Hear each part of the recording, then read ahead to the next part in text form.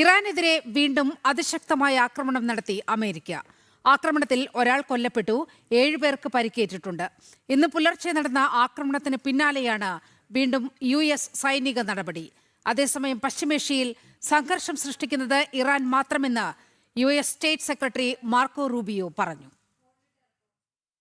30-ലേറെ കേന്ദ്രങ്ങളിൽ ശക്തമായ ആക്രമണം നടത്തിയെന്നാണ് US സെൻട്രൽ കമാൻഡ് രാവിലെ അറിയിച്ചത്. ഹോർമൂസിലൂടെ കടന്നുപോകുന്ന കപ്പലുകൾ ലക്ഷ്യം വെക്കാനുള്ള ഇറാന്റെ ശേഷി പൂർണ്ണമായും തകർക്കുകയാണ് തങ്ങളുടെ ലക്ഷ്യമെന്നും US അറിയിച്ചു. പുലർച്ചെ 2:30 നടന്ന ആക്രമണത്തിന് പിന്നാലെയാണ് ഇന്ന് ഉച്ചകഴിഞ്ഞ് ഇറാനിലെ 5 ഇടങ്ങളിൽ കൂടി US ആക്രമണം നടത്തിയത്. ആക്രമണത്തിൽ ഒരാൾ കൊല്ലപ്പെടുകയും 7 പേർക്ക് പരിക്കേൽക്കുകയും ചെയ്തു. ഉത്തരവാദിത്വത്തോടെ പെരുമാറാനുള്ള മുന്നറിയിപ്പാണ് സൈനിക നടപടിയിലൂടെ ഇറാനെ നൽകുന്നതെന്നും സെൻട്രൽ കമാൻഡ് അറിയിച്ചു.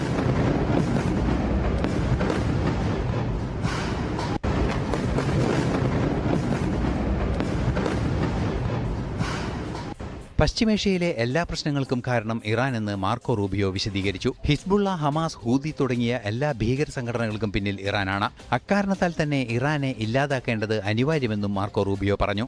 Every problem in the Middle East tracks back to Iran. Hezbollah, Iran.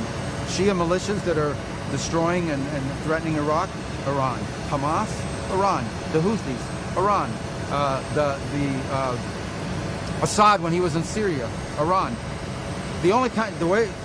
Everywhere you turn, they're behind all of it. They are a destabilizing, dangerous, evil force that had to be dealt with. They have to be weakened.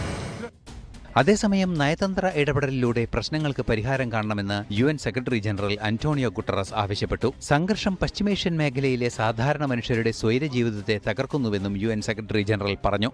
International desk, ജനം.